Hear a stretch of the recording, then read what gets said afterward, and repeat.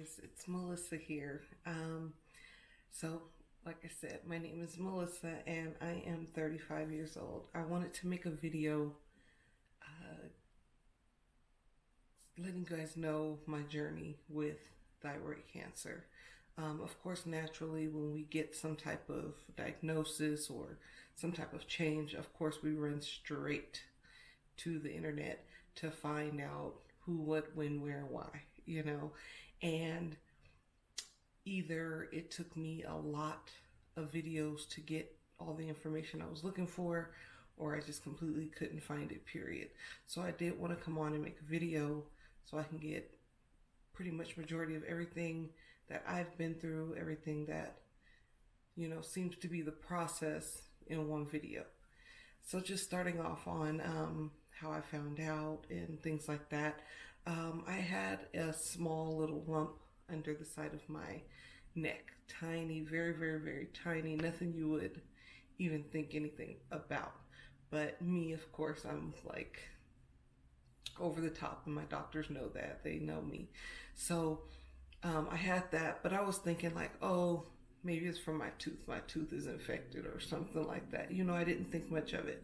So I told my doctor, she gave me some antibiotics.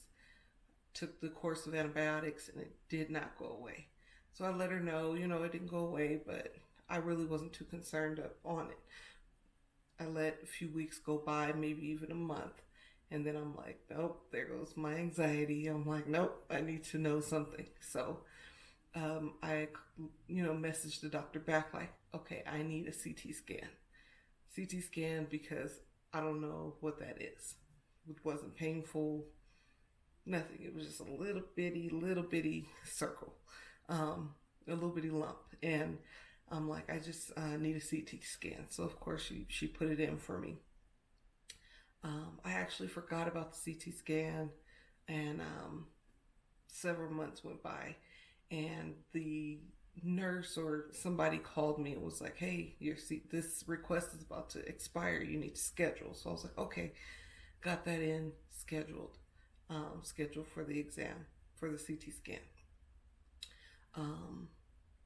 I get those results back, and they're like, so this thing wasn't even anything. This wasn't even nothing. But in the course of them looking at the little lump, they saw my thyroid and they saw my surrounding lymph nodes. I had many lymph nodes that were swollen that I couldn't even feel out in my, outside, like feel like this. I couldn't feel any lumps. I can't feel nothing. Particularly, there was one large one that was somewhere around here, by my clavicle. So, and then they also said, hey, we see nodules on your thyroid. I'm like, okay, that's weird. So of course, instantly they get on top of more testing. But this lymph node that was here, they actually wanted to biopsy.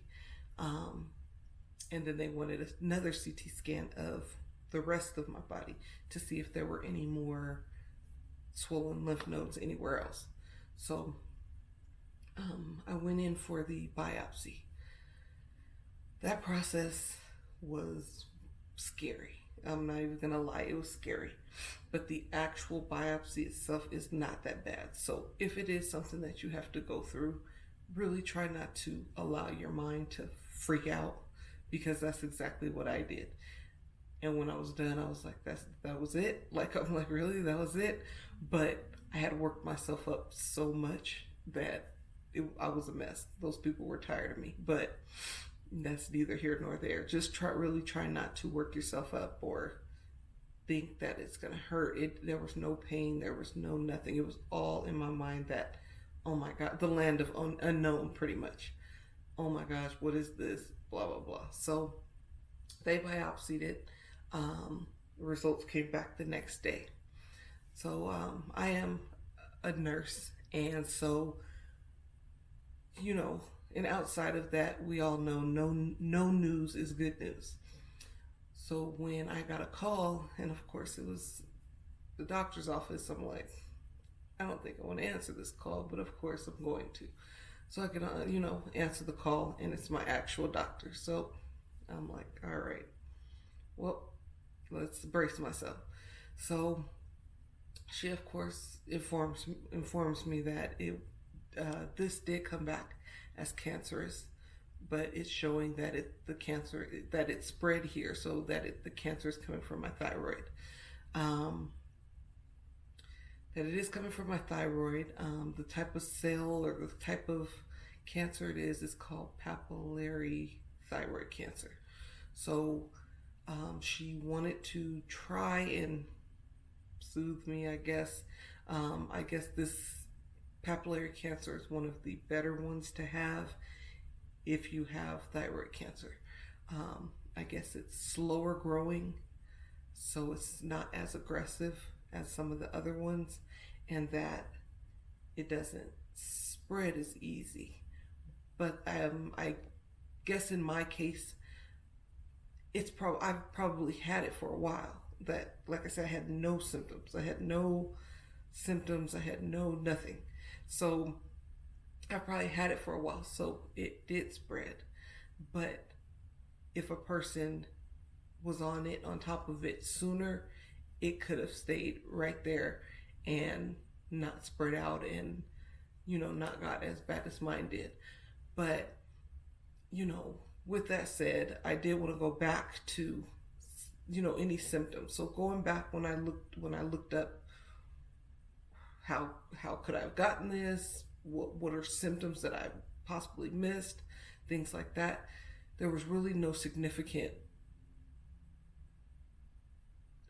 why it happened. There's no really why, because I have no family history, nothing like that. So one of the things was itchy skin. So yeah, I did have itchy skin, but of course we all know, like, if you have something itching on you, if you're scratching or you're itching, because it wasn't like, it wasn't like that. It was just every now and again my thigh would itch or my arm would itch. I'm just ashy. Did I forget to put on lotion? That was my thought process. Never once would I have said, oh, my arm is itching, I have cancer, things like that. One thing that was something that I didn't pay attention to is that I would sweat. So it was only when I was asleep though. And I just thought it was hot, or my blankets were, because I have these blankets that are thick. But I profusely was sweating at night. That is the only one main thing that I should have said, hey, that's not normal. Like, to where I would wake up and my clothes are drenched, like wet, drenched. Another thing was my weight. So my weight, no matter if I went on a diet, no matter if I didn't diet, no matter what, if I ate one thing, so if I only ate one thing today, tomorrow I would be 3-4 pounds heavier. And I'm like, that is so weird. Like, that doesn't even add up, my weight just, I could not lose weight, no matter if I tried or didn't try. It just wouldn't go away. So those were like the only main two things. But not that automatically, when I thought of cancer, when I think of cancer, I think of you losing weight. So never did I think, hey, gaining weight. But of course, with your thyroid, that's dealing with your hormones. It's connected now that I know. But just like I said, outside of thinking any of that, I didn't think anything was wrong with me. Like I said, no family history, nothing. So, like I said, itchy skin, sweating at night, my weight gained, and then the basic being tired. But I have 5 kids, so who's not tired with 5 kids, So, you just, it's kind of like, listen to your body. But there's some things that you wouldn't even put together to even think that was going on. So anyways, back to the doctor. So she calls, she tells me papillary thyroid cancer. And I'm like, so at that point, everything starts sounding like Snoopy. Like, I'm just, I don't even know what she's saying. Everything just went blank. Like I could hear her talking, but she wasn't speaking actual words to what my ears were grasping. Um, so I got off the phone with her, of course, instantly went to my husband. That's when I broke down. That's when that's when it was just like really like, wow, what's going on here? So, excuse me, sorry. This is still very new for me. It's only been about 3 months, so it is fairly new for me still. So just please excuse me. So I went to my husband, told him, and then he was just, of course, we're all in shock. So either later on that day or the next day, I called my doctor back. And I'm like, I'm sorry. I didn't hear nothing you said. Can we go back over this? Because I need to know what to do. I need to know how to get on this. Or what is there to do to fix this or whatever.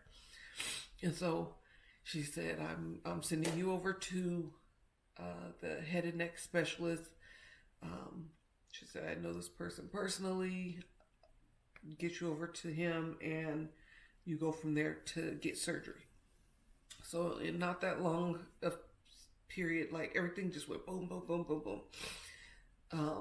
I was called by their office, scheduled for surgery within like 3 weeks to a month's time. I was scheduled for surgery.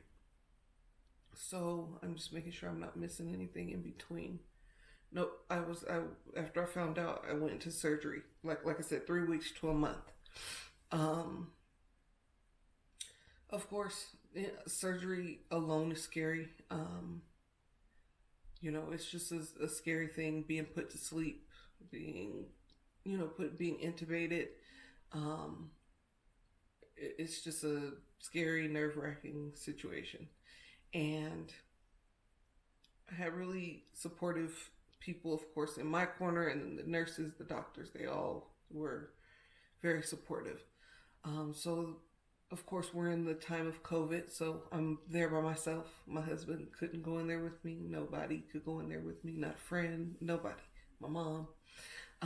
So I'm ready for surgery, and I'm sitting here. So let me back up a little bit. I did have an appointment with the head and neck surgeon. He showed me like where the cancer was and everything on his screen. So what he was saying is usually somebody with thyroid cancer, like it will spread and then it'll just grow like in one area. But how mine was, it kind of like how they, like a splat of paint on a wall where it just goes everywhere. So it kind of just all through my neck and then to my lymph nodes. So I had to do so what I had to do was a full thyroidectomy. So they took my whole thyroid out and a neck dissection to get all the lymph nodes. So pretty much they were like I think they like pulled my whole face up and took everything out. That's kind of what I seen when I looked that up, like what a neck dissection is. So yeah, that was what was done. But now, so surgery time, he already had let me know it's going to be a long surgery, like 6 hours, because of how it spread, how it just plowed everywhere. It was going to be a long surgery, and that it was very tedious, and he wanted to save my vocal cords. He wanted to save, like, I guess your calcium is stored somewhere in that area. There was things he wanted to say, make sure he tried to save. And so it was going to be a very tedious surgery. So like I said, nobody could be in there with me. So I'm just in there by myself, not knowing what to do. So I go into surgery, of course. Once you sleep, if 6 hours feels like 5 minutes, So it's just the waiting game of when it's your time to go into the OR, and it's just a waiting game. So I go in there. Of course, they put the little mask on your face to put you to sleep. Did that. Woke up. I wake up looking like Frankenstein. So if that's the best way I could put it. I will have pictures attached and everything so you can see what I look like. You can see I'm gonna have each week how my scar looked, so you can see all those things that I was looking for when I went into surgery. Those were things I was looking for, what your scar would look like, all that good stuff. So I will have all that in this video. But I woke up looking like Frankenstein. I had 2 tubes hanging out of my neck all the way down with bags at the end. They're my drains. It was 2 of them straight out the side. Neck, it's just not, it was just not a good sight to see. But I was happy that I woke up. I was happy I woke up. I was happy I was alive. And, that part was over. So in my case, versus maybe your case, it may be a little different because the fact that, so I went into surgery maybe 9. I got out maybe 2 or something like that. I'm not sure exactly how long it was, but it was like 2.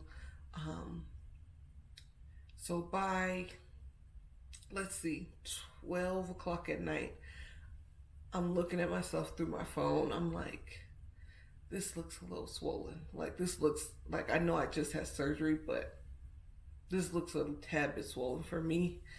And so a nurse walked in. I'm like, is this supposed to be this swollen? She's like, well, you just got out of surgery. Yeah, it's supposed to be swollen. That's normal. Okay, you're the professional.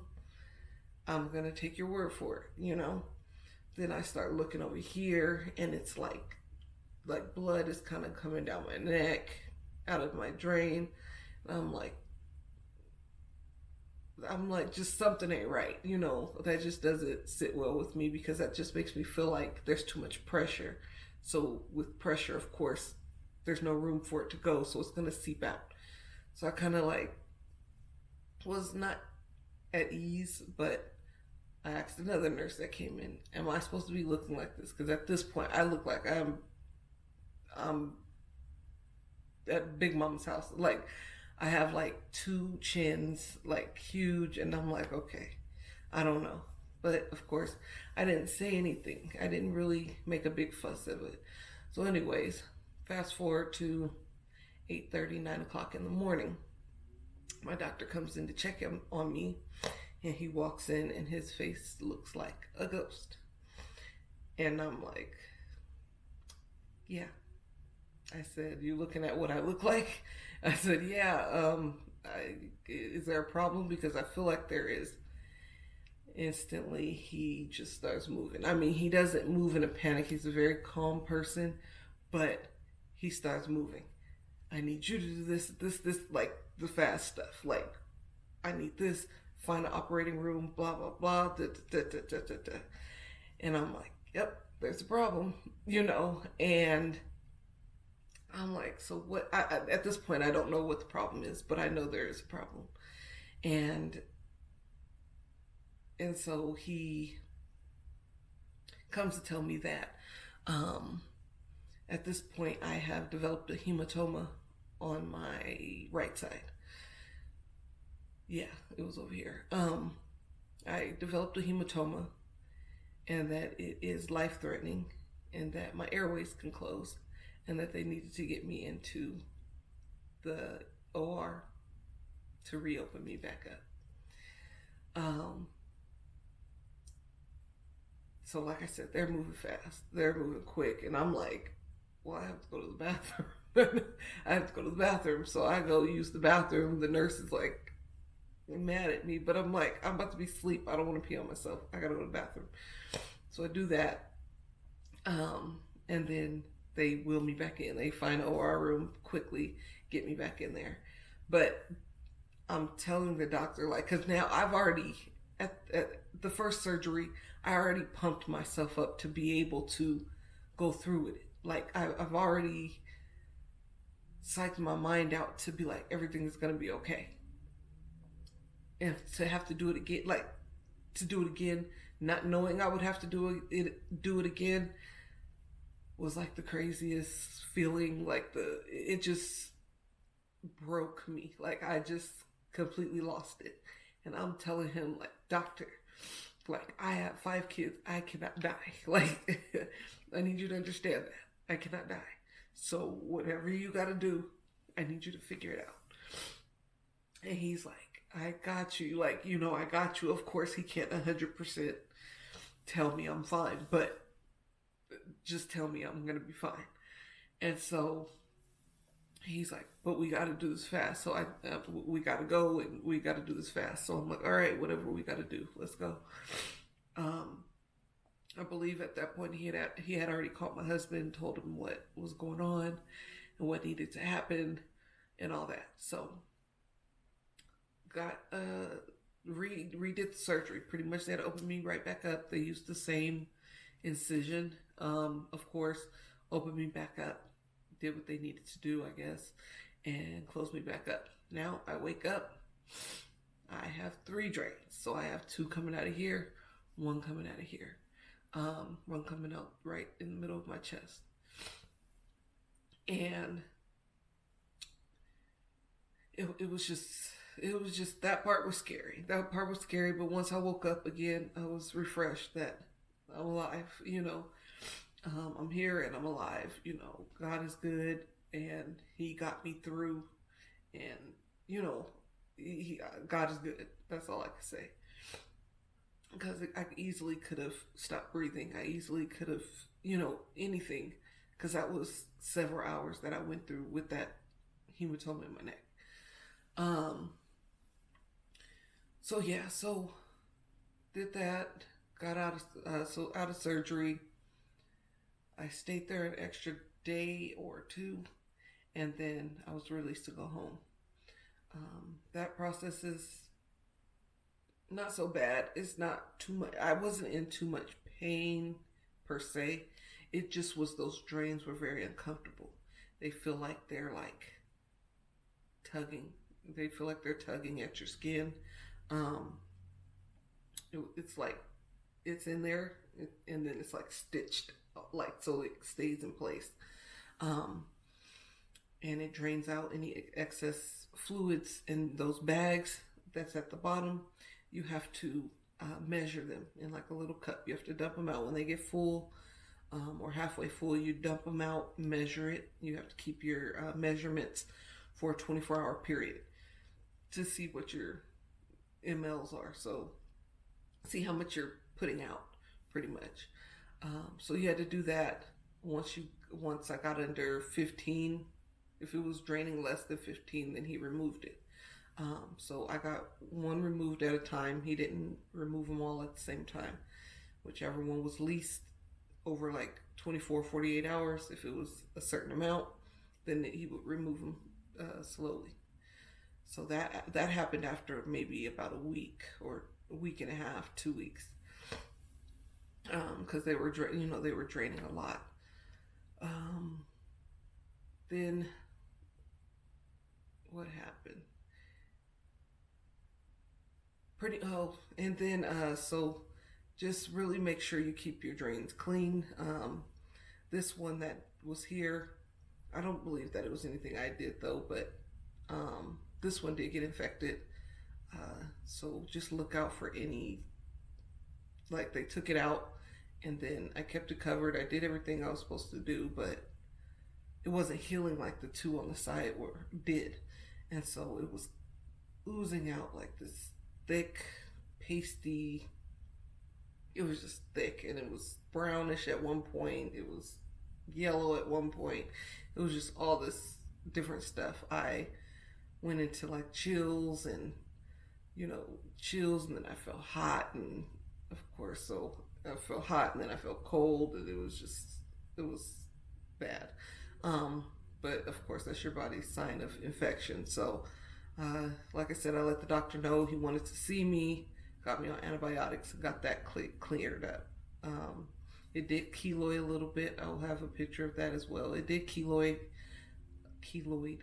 up a little bit, but it's fine. These ones didn't, just this one here. So then fast forward, just the healing process. They do have a piece of, it's not tape, sorry, it's glue over your incision. So after a certain amount of time, it was about a week and a half, 2 weeks, they tell you you can peel it off. I was personally scared to peel it off, so I didn't for a while. But then it looks ugly. It looks like it's worse than it is if you don't peel that glue off, because it's all your dead skin on there. So once I peeled that off, I started seeing progress of what it was looking like. So, yeah. So after that, just like I said, the healing process, and I did notice, I have some weakness in my arm. I have some weakness here, and then my voice is weak.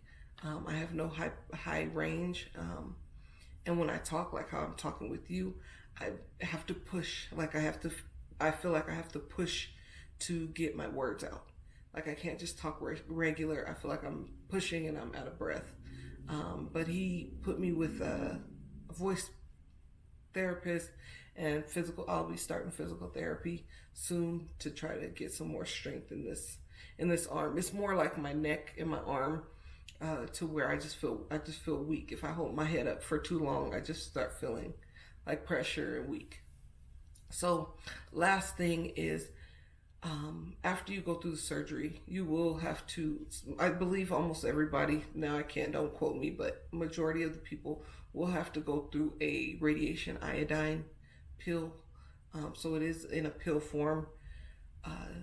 That process is, you come in, it's kind of scary as well, but it's not, but it is, it is, but it's just really like top secret kind of situation.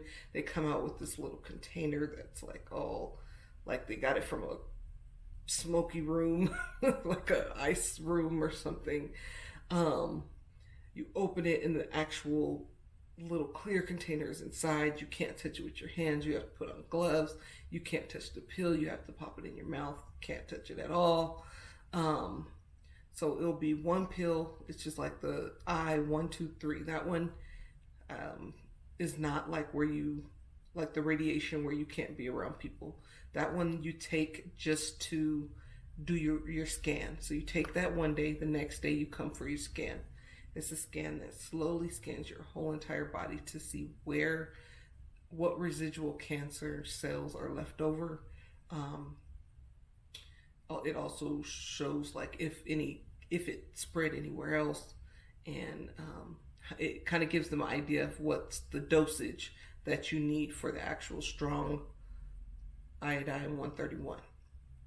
So you take the I-123, do your scan, come back the next day and do your I-131. That's the one where you take that. It's the same process, can't touch it, all that.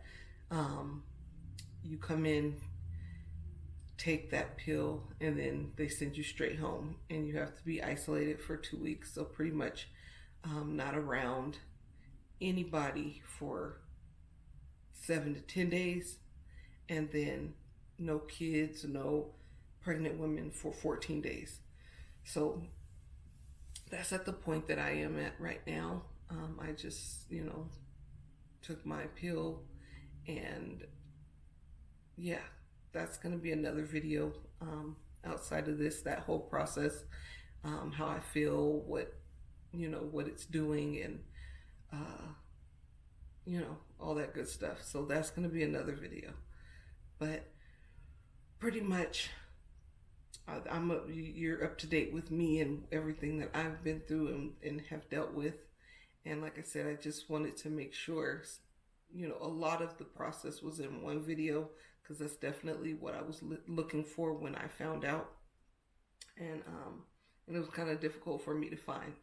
So I just hope you guys you enjoy the video. You can follow me on Esoteric Love 00, ESOTERIC Love and 00. That's on Instagram, and then also Esoteric Love on YouTube. Pretty much anywhere you find, anywhere we go, it's Esoteric Love. So just besides Instagram, it's Esoteric Love 00. So we will have more of my journey on there and things like that. Like I say, YouTube as well. So thank you for watching. Like, share, and post. And, thank you so much.